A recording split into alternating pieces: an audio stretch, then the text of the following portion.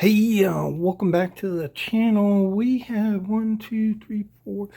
5 big knives on the show today. We're just going to look at them and enjoy big knives. So if that's something you're into, go ahead and check out the video.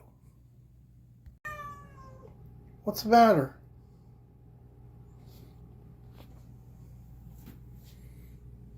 Are you stuck? Can you get out?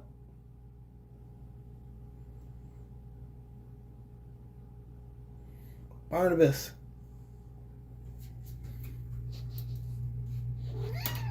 You can't get out there?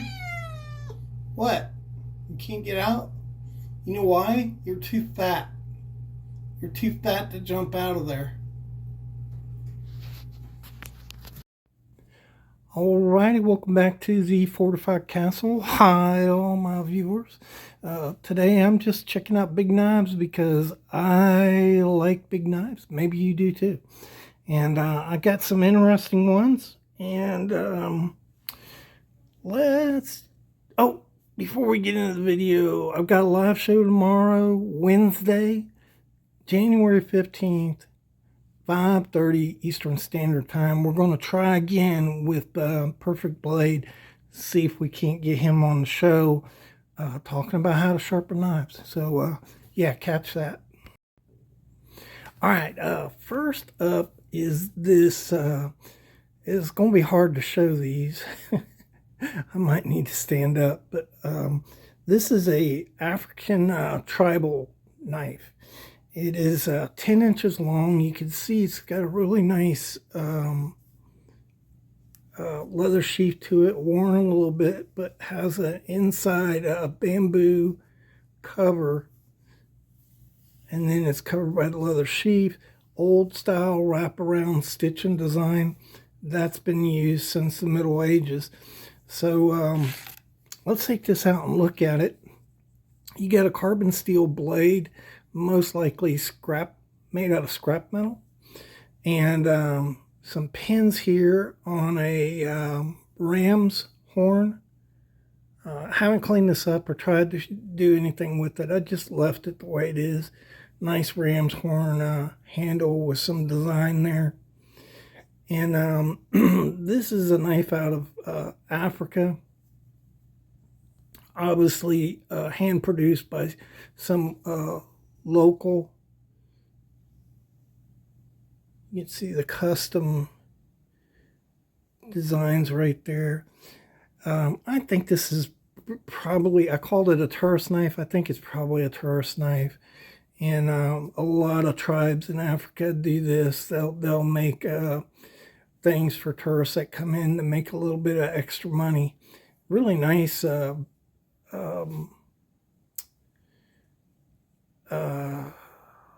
Mediterranean style design on this very pointy knife. This knife is solid enough to use, you know, in a conflict of some type, to protect yourself against an animal or another person if need be. So just pretty cool. I think it actually comes from Ethiopia. I researched African knives and designs, and I think that's probably where that comes from. May be wrong about that.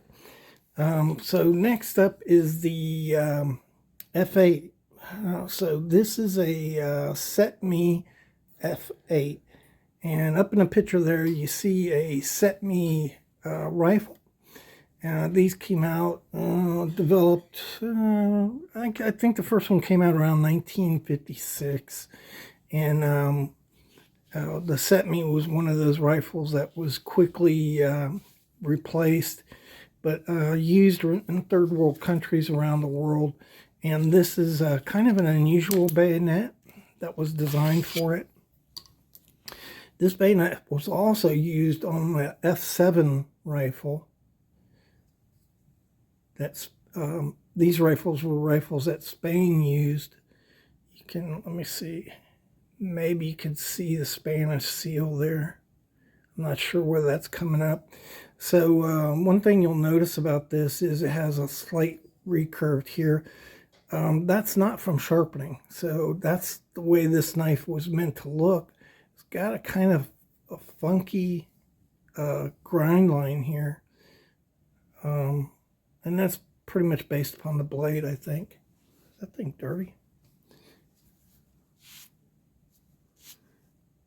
I don't know what that is. I just noticed that. Anyhow, nice little bayonet. This is 8 3/4 inches long, and feels good. It's ergonomic. One thing that's a little different about these is most bayonets work off of a slot and rail, and this worked off a post. And so just a single post went in there. And I'll show you what I mean by the slot and rail.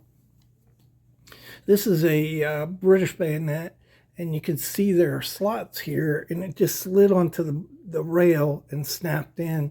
And then you press this button, and it would release. Yeah, you can see it moving there. It would release the little catch.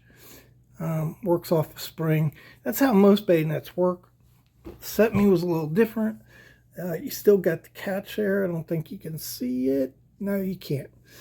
Still has a catch, but a little different design of the post there. Next up is your Uncle Henry. This is a UH-187, I think. Let's look. 181 UH. Really nice bayonet. Feels good in your hand. Feels light. Have used this a little bit outside. Does chop wood really well. Looks like I think that's a 3/16 stock on there. I'm not even going to measure it. I'm positive that's 3/16 stock. You know, I beat on this a little. The handles have not loosened up. Got some stag-along going in there with some nice orange color and black lines. Looks kind of cool. These are very inexpensive, at least when I bought it was. I bought it brand new. I can't remember whether I told you this, is a 10-inch blade on this. Nice saber grind right there on it with a secondary bevel for the edge. Short clip blade. What I'm planning to do with this is I'd like to replace these handles and maybe make a coffin handle design on this knife. So that's my long-term goal on this knife. Maybe I can get that done sometime this year as a project. You guys might enjoy that. Next up is the this is called by collectors a Philadelphia Bowie. I believe that's what they call this. So it's pretty famous, highly collectible, and this is a replica, which I'll show you a picture right now up there. That's the original, and if you look close at that picture and then look close at this, you'll see it's almost exactly the same. It had a frog style harness here that you would attach it to a belt. It is a 10.5-inch Bowie knife, 3/16 stock on it, and you can see here this is what the original tang stamp said, but not the original tang stamp. So the original tang stamp was circular here. Let me just show it to you, and so you can see, you know, same writing, just different style of how it's written. That's how you can tell this is not an original, is that it's horizontal across there instead of arched. And I think these knives were made by Joseph English and Henry Huber in Philadelphia.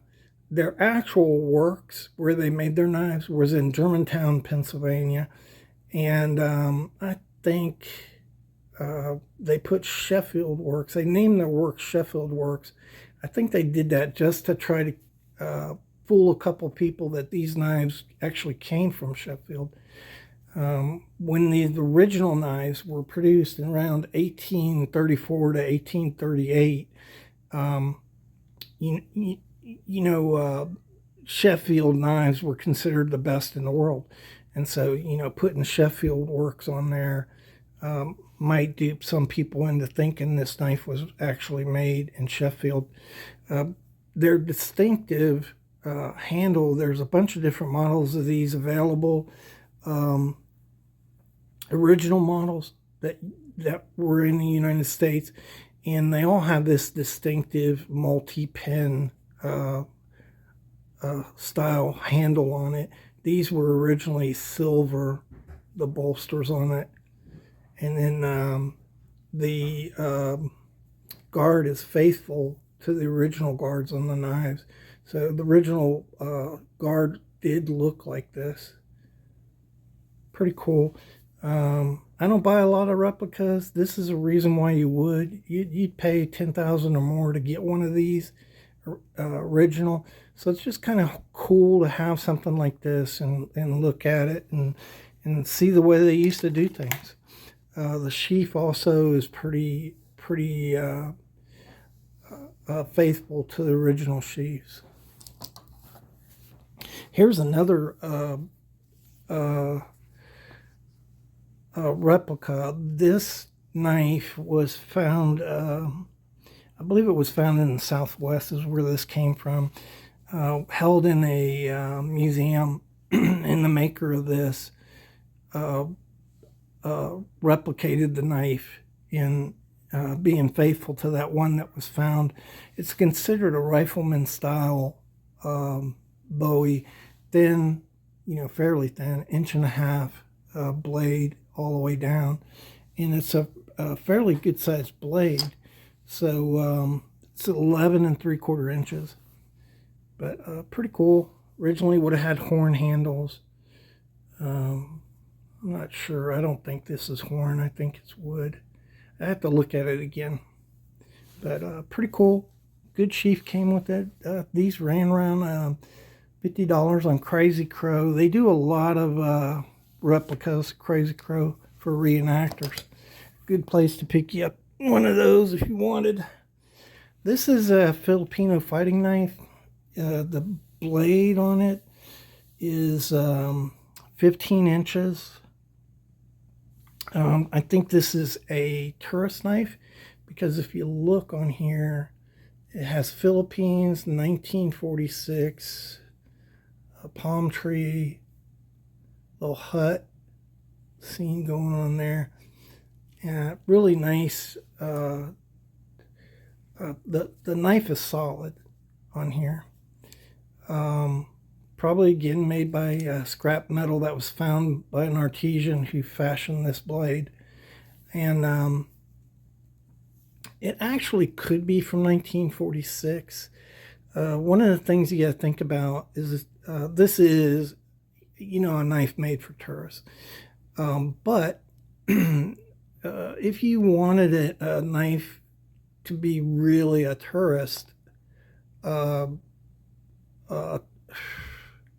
attractable to a tourist, you would have 1944 or 1945. The year wars on there, and this has 1946. So I tend to believe this actually was made around 1946, but it's still, a tourist knife. I don't think this was anything, anybody used in the war or anything like that. Pretty cool. The design on this knife reminds me of a kopis, a Greek kopis. And I'll show you a picture right up there right now what a Greek kopis look like.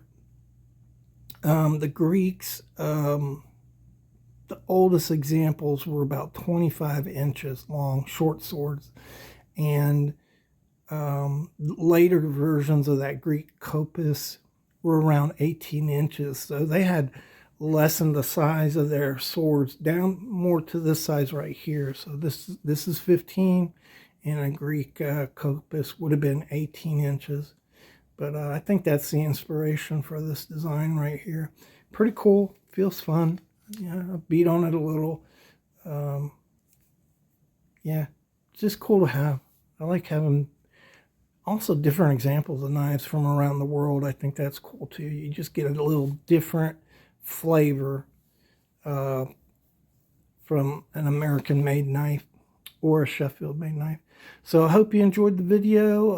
I love handling these big knives, and it's always fun to go out and chop on something and tear it up. They're really fun to cut up melons and things like that with. And I hope you enjoyed the video. I hope to see you tomorrow in the live show. And thank you so much for all your support.